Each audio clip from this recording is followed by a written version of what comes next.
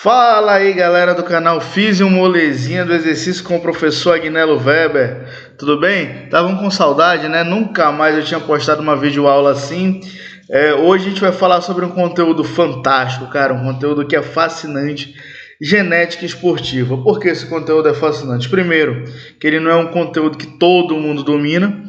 Tá? Então é um conteúdo que tem uma certa escassez ainda na comunidade científica. Muitos colegas profissionais não se sentem confortáveis para discutir sobre esse tema. Alguns outros colegas acreditam que a genética não influencia em nada no esporte. Tem algumas leituras distorcidas a respeito da informação, acabam confundindo algumas coisas e acham que não é importante estudar genética. Muitos outros acham muito difícil. Eu tenho muitos colegas que, ao ouvirem falar em genética esportiva, em genética em si, já saem correndo com medo. Mas esse é um conteúdo que eu gosto muito de estudar. Sendo muito honesto com vocês, é o que eu mais gosto de estudar. Então, hoje a gente vai meter aqui uma aula sobre ACTN3, tá bom? Então, se você ainda não está inscrito no canal, se inscreve, dá um joinha aí, curte o nosso vídeo, compartilha para mais pessoas terem acesso a essa informação e vamos juntos que a gente vai crescer junto. Vamos embora, galera. É o seguinte, moçada, o que é o ACTN3? ACTN3 é um gene. Então eu já falei para vocês em outras aulas que o gene é a informação, é a região do nosso DNA com informação para produzir proteína. Legal. Qual é a informação, então, que está presente no ACTN3? O ACTN3 ele tem informação para produzir uma proteína conhecida como alfa-quitinina 3.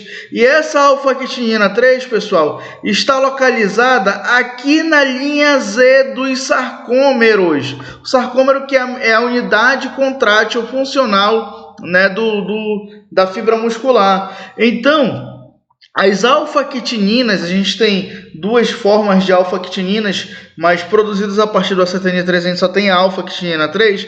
Ela está presente aqui na linha Z do sarcômero, beleza? Galera, o que ela faz? Ela tem uma função primordial de estabilizar o sarcômero, principalmente porque na alfa-quitinina 3 está ancorada uma proteína que tem uma capacidade elástica muito grande, chamada de titina. Então a titina, durante os eventos excêntricos, ela estica para evitar danos no sarcômero, tá bom? Então, vejam bem, o gene ACTN3, ele possui a informação para a síntese da proteína alfa-actinina 3, tudo bem? Então, o gene ACTN3 possui informação para produzir a proteína alfa-actinina 3. Qual é a função da alfa-actinina 3? Ela está localizada na linha Z do sarcômero e ancora, né, a principal função dela é ancorar as titinas, que são proteínas que estabilizam o nosso sarcômero, principalmente durante ações excêntricas, tá beleza? Olha só, galera, o gene ACTN3, ele está localizado aqui no cromossomo 11, tá bom? Ainda em 1996, tá? Dois pesquisadores, né, a Catherine North e o Alan Biggs, identificaram que nesse gene, na verdade a identificação foi um pouco antes, em 1991, pelo grupo do professor Alan Biggs, identificaram que nesse gene aqui, no exon 16 desse gene, o que é o exon? O exon é a informação, é a região do gene que tem a informação para produzir a proteína. Os genes são formados por introns, que são regiões aqui, são regiões estruturais, e os exons são regiões informacionais, tudo bem? Então, aqui no exon 16 foi identificada uma mutação. Essa mutação representava a troca de um aminoácido, a troca de uma arginina por um códon de parado. O que é isso? Galera, quando o sujeito apresentava um aminoácido, arginina, tá? Quando a sequência aqui no gene, a sequência aqui no exon, tinha informação para, durante a tradução, ser alocada ali, ser colocada na proteína uma arginina, a síntese de proteína ela continuava. Então, lá no ribossomo, quando o RNA transportador identificava que aqui tinha que colocar uma arginina, ele ia continuando a sequência. Quando ele não identificava a arginina, havia uma troca de nucleotídeo, uma troca aqui de uma citosina por uma timina, e aí o que acontecia? Havia então a colocação lá no ribossomo de um stop códon, de um códon de parada, e com isso a proteína produzida era uma proteína truncada. Quando o gene é funcional, quando o gene é selvagem, o alelo é selvagem, o alelo vai ter informação para produzir a proteína, a gente tem aqui nesta posição uma citosina que vai combinar com o aminoácido arginina. Quando nós não temos essa citosina e nós temos uma timina, o que vai ser originado daqui é um stop códon. Beleza, galera? Então, eu já sei que o alelo funcional, então, é o R e o alelo mutante é o X. Qual é a relevância disso para mim? Porque eu preciso entender isso. É o seguinte, moçada, o que acontece?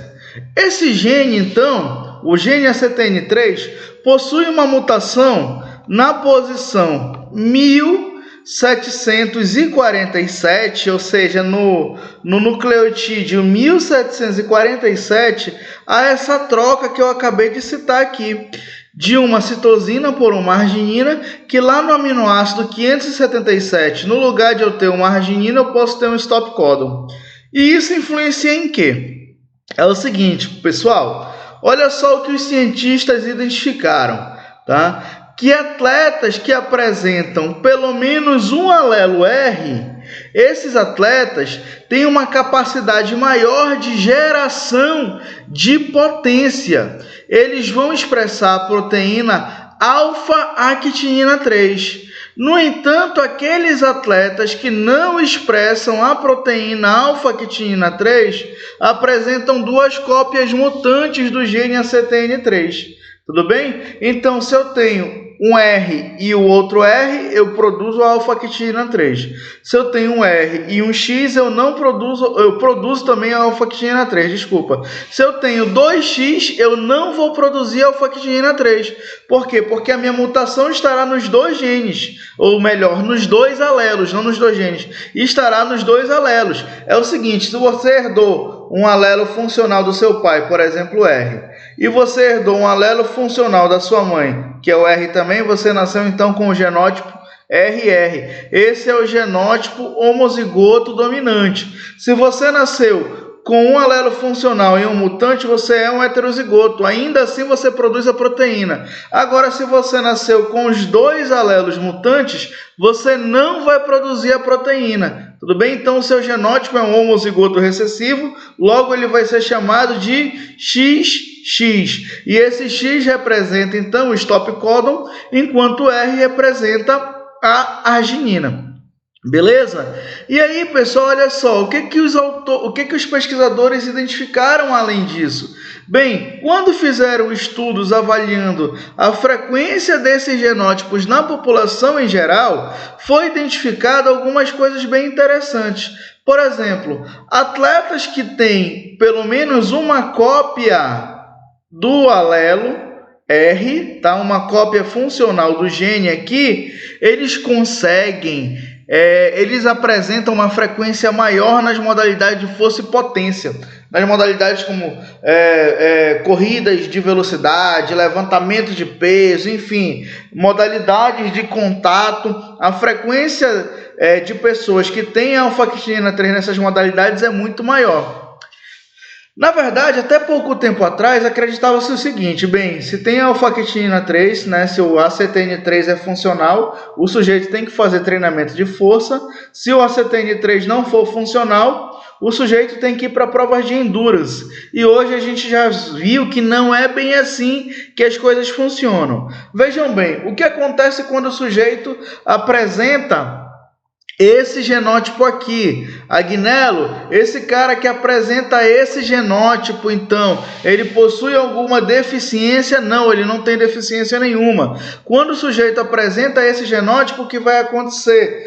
Há uma modificação na característica fenotípica da fibra muscular, apesar da mutação ser genotípica, mas há uma diferenciação na fibra muscular que vai fazer com que a fibra muscular do tipo 2 ela apresente umas características mais semelhantes às fibras do tipo 1. Só deixando claro o seguinte, galera, o ACTN3, ele está presente, o gene ACTN3, está presente em todo tipo de fibra muscular. Em todo tipo de fibra muscular, o ACTN3 está presente. Tá? Ele é um gene, então ele está em toda a célula do corpo. Só que é o seguinte, ele só é expresso em fibra muscular do tipo 2. Beleza? Então ele não é expresso em fibra muscular do tipo 1. Logo, galera, o que acontece? Quando uma pessoa, então, apresenta mutação desse tipo nesse gene aqui, o que vai acontecer? As fibras do tipo 2, quando ele apresenta a mutação nos dois alelos, só para deixar claro, as fibras do tipo 2 desse sujeito, então, elas ficarão deficientes de alfa-quitinina 3.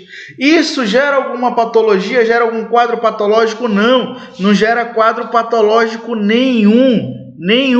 E sabe por quê? Porque o nosso organismo se adapta a isso. O que acontece? Quando você não tem a alfa-quitinina 3 para ficar ali na linha Z do sarcômero, uma corondastinas, o nosso organismo aumenta a produção de uma outra proteína conhecida como alfa-quitinina 2, que ela é muito parecida com a alfa-quitinina 3. Ela tem 80% de homologia, ou seja, 80% da sequência de aminoácidos da alfa-quitinina 2 é igual da alfa-quitinina 3. Só que ela não é tão resistente assim. O que vai acontecer também, galera? Pessoas que apresentam mutação de alfa-quitinina 3 tem a mutação completa, né, no caso, a ausência da alfa-quitinina 3, apresentam menor atividade da enzima glicogênio fosforilase, ou seja, a quebra do glicogênio muscular nessas pessoas, ela acaba ficando comprometida pela ausência de alfa-quitinina 3, tá? Pela ausência da expressão do gene, né? Pela falta de expressão do gene ACTN3. E olha só que interessante, as pessoas que apresentam essa mutação aqui, XX, elas vão manifestar uma capacidade maior de produzir enzimas oxidativas, enzimas responsáveis pela fosforilação oxidativa. Então, o metabolismo da fibra muscular dessas pessoas vai ficar mais aeróbio, tá bom? Vai ficar mais aeróbio. Por isso, acreditava-se o seguinte, então, quem tem a mutação, quem é XX, tem que praticar modalidades de endurance. Mas o que a literatura traz para a gente em relação a isso, pessoal? Vamos lá. Este aqui é um dos primeiros estudos, né? É um estudo feito com pesquisadores australianos que avaliou atletas de nível olímpico e mundial. Vejam bem, não avaliou atletas amadores. Na verdade, os amadores fizeram parte do grupo controle. Só foram avaliados a elite, só a nata do esporte. E olha só, pessoal, então eles avaliaram, tá? Quase 200 homens, tá? Atletas, avaliaram mais de 100 mulheres atletas e compararam com controles. E olha só que interessante, aqui estão os homens sprinters e aqui estão os homens de endurance, as mulheres sprinters e as mulheres de endurance. Observem o seguinte, os sprinters são aqueles de modalidades que envolvem força, potência principalmente, tá bom? São as modalidades predominantemente de força e potência. Olha só que interessante, galera. Dos 38 avaliados, que representam 53% dos sprinters, tá bom? Eram RRs. 28 sujeitos, ou seja, 39% eram RX. E somente 6, que representa 8%, eram XX. Isso dentro dos sprinters. Agora, olhando o sexo feminino, nenhuma mulher é XX, ou seja, de nível olímpico e mundial, nenhum atleta nessa pesquisa aqui, que foi feita em 2003, diga-se de passagem, já faz um tempo, né? Mas enfim, nenhum atleta de nível olímpico e mundial do sexo feminino, de modalidade de força e potência, apresentava o genótipo XX. Por que então falou-se o seguinte: então se não tem a CTN3, tem que fazer modalidade de endurance por conta desse outro resultado aqui. Mas esse foi um dado que o dado está correto, a interpretação que por muito tempo foi errada. Este é um dado aqui que mostra que dos atletas de endurance, 20% era XX no sexo masculino e 29% era XX no sexo feminino. Só que se a gente for parar para analisar, mais de 50% ainda apresenta proteína. Tá? Ou seja, não é que a ausência da proteína vai fazer o sujeito ficar mais resistente, não é isso. Era uma outra questão que eu vou falar para vocês agora. O que acontecia, galera, é o seguinte: quando você apresenta uma mutação no ACTN3, na qual faz com que você não expresse a proteína alfa-quitinina 3, o que vai acontecer é que as suas fibras musculares podem, não estou dizendo que vai, mas elas podem ficar menos resistentes aos eventos de potência.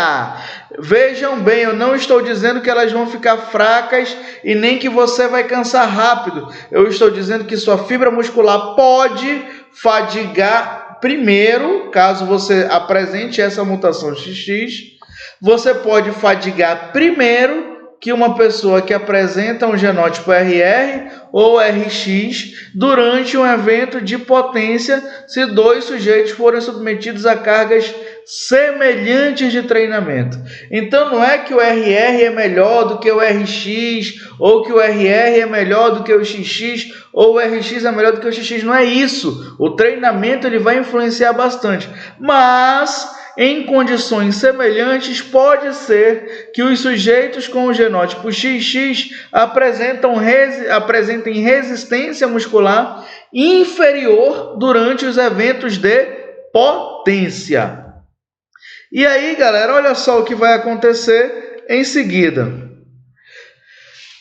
Esses outros pesquisadores, eles verificaram o seguinte: que de maneira semelhante ao estudo anterior, os sujeitos que praticaram exercício, os atletas de modalidades, os atletas de alto nível de modalidades de força e potência, apresentavam uma frequência muito superior do genótipo ACTN3, do genótipo RR ou RX, em comparação com o genótipo XX. Observem bem aqui, pessoal, essa tabela 2, tá bom? E aqui, galera, é válido ressaltar que pegaram atletas da elite e compararam atletas brancos, né, atletas caucasianos, com atletas afrodescendentes e também diferenciaram o sexo.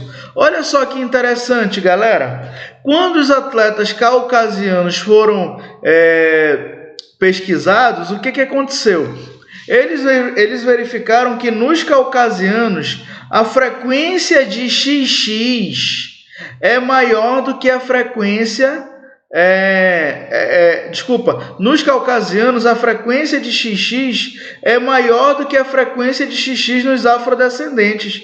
E olha só que interessante, galera. Eles simplesmente nesse trabalho aqui, eles confirmaram uma teoria que a literatura já trazia. E qual é essa teoria, pessoal? Tá? Essa teoria dizia o seguinte: 18% da população mundial, que representa, lá em 2008, representava quase 1 bilhão de pessoas, eram mutantes ou são mutantes, tá? São homozigotos recessivos, ou seja, apresentam o genótipo XX para o gene ACTN3. E que interessante, que algo mais interessante ainda, as pessoas caucasianas, tá? As pessoas caucasianas representam uma fatia muito maior desses 18% do que as pessoas afrodescendentes. Olha só, galera, quantidade percentual aqui de afrodescendentes que tem RR, tá? Os atletas, 43%, os caucasianos, 25%, RX, caucasiano, 65%, afrodescendente, 56%, XX, caucasiano, 9,6%, afrodescendente, nenhum dessa amostra aqui, tá, galera? 75 atletas foram investigados, tá? 75 atletas de elite, de força e potência. Dentre os afrodescendentes, que representaram 23 atletas, nenhum apresentou o genótipo XX. Ou seja, a raça também vai influenciar aí na frequência desse gene. Tá bom? De que maneira? A literatura ainda não tem essa informação. Mas vamos raciocinar aqui, galera. Olha só, os corredores, por exemplo, os etíopes, os quenianos, né? Eles levam muitas vantagens em relação às pessoas caucasianas. Qual foi a última vez que você viu, por exemplo, um atleta caucasiano ganhar uma prova de 100 metros, de 200 metros no atletismo, ou simplesmente ganhar uma maratona? É mais difícil, tá bom? É mais difícil. Só por conta da cor, não. Existe o treinamento ali, só por conta da raça. Não, existem as questões relacionadas ao treinamento, enfim. Mas as questões genotípicas acabam, sim, interferindo nesse sentido, tá bom? Olha só, galera. E que massa, brother. Olha esse estudo aqui da Bárbara Vincent e dos colaboradores. Eles foram verificar se esse genótipo ACTN3 influenciava de alguma maneira na proporção da fibra muscular, no tipo de fibra muscular. Então pegaram aqui alguns sujeitos, né? Pegaram 22 sujeitos homozigotos XX aqui, ou seja, que apresentavam uma mutação completa e não produziam alfa-actinina 3. Pegaram 40 sujeitos heterozigotos e pegaram mais 28 sujeitos homozigotos dominante, beleza? Olha só, galera, fizeram aqui a normalidade da amostra, estava todo mundo parecido, beleza. Vamos agora avaliar então o que aconteceu aqui, moçada. Olha só, moçada, se a gente for parar para analisar, vamos só isolar aqui os homozigotos recessivos, XX, homozigoto dominante, né, que é o RR. Olha aqui a proporção do tipo de fibra muscular, galera. Fibra do tipo 1 está praticamente igual nos dois. Mas olha só, fibra do tipo 2X. A frequência de fibra do tipo 2X nos RRs é bem maior. Observem que aqui, ó, 55% de fibra do tipo 1 para quem é XX, 50% para quem é RR. No 2A, está quase igual. A diferença, de fato, foi na fibra do tipo 2X. E isso também, esse comportamento também foi visualizado quando a gente observou quando os autores, né, os pesquisadores observaram o percentual de fibra por área, tá bom? Então, galera, vejam bem, as pessoas que apresentam o RR, o genótipo RR, também tendem a produzir mais fibra muscular do tipo 2. E eu falei para vocês já anteriormente que o genótipo RR está associado, então, a modalidades nas quais você consegue fazer mais força. Tudo bem? Olha só esse outro estudo, galera. Os pesquisadores pegaram esse conjunto de atletas aqui. Faz o seguinte, é muito nome para a gente ler, para o vídeo não ficar muito longo. Faz assim, depois dá um print na tela, tá bom? Dá um print na tela para ver as modalidades e vamos logo passar para cá, para essa parte, que é o que vai interessar para a gente. Todo mundo aqui é de modalidade de força e potência. Todo mundo de modalidade de força e potência. Vamos olhar aqui as frequências.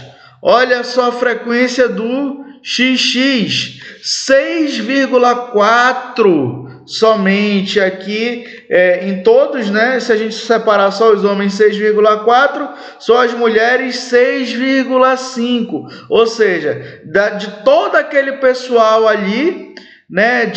Vamos aqui pegar 363 atletas, 6,4% apresentavam genótipo RR. Tá? Se a gente for pegar dos controles, aumenta um pouquinho, mas o comportamento acaba sendo o mesmo.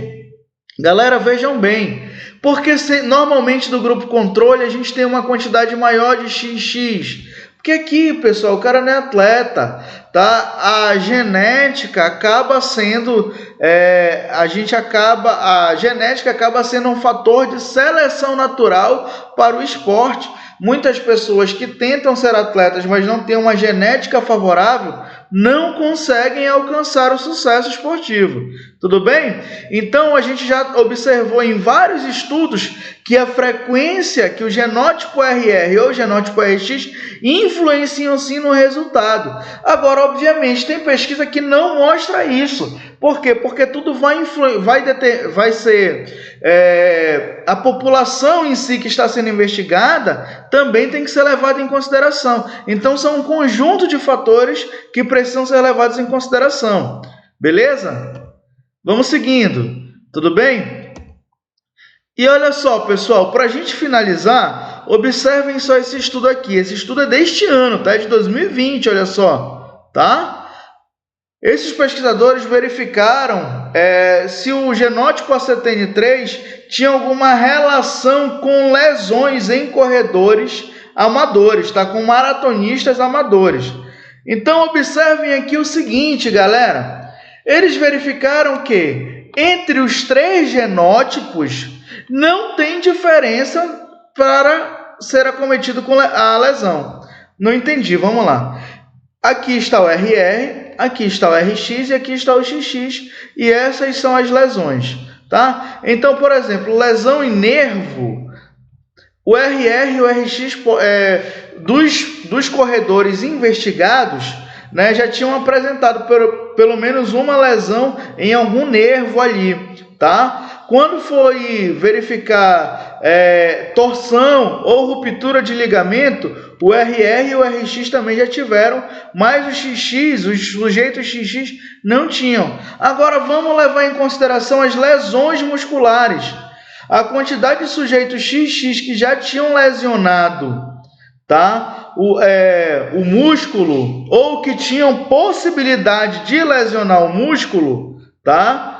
Era muito maior. Então, o que a gente já começa a observar também? O que a gente pode concluir com isso? Realmente, os sujeitos que têm o genótipo XX acabam apresentando menor resistência muscular quando comparados com os sujeitos RR ou RX. Beleza, galera? Então, ó, esta é a primeira videoaula que eu estou falando especificamente sobre genética. Outras videoaulas aparecerão aqui. Eu espero que vocês tenham curtido essa videoaula. Espero ter contribuído para a formação de vocês. Vamos para cima, ó, mais uma vez. Dá um joinha, tá? Segue lá no Instagram, tá aqui meu Instagram, ó. Tá aqui meu Instagram, segue lá no Instagram, compartilha. Se você gostou de alguma informação, printa e posta na tua rede social e me marca. Beleza, galera? Juntos a gente vence qualquer obstáculo. A educação mata a fome, como disse o Popó. Tamo junto e até a próxima, se Deus quiser, galera.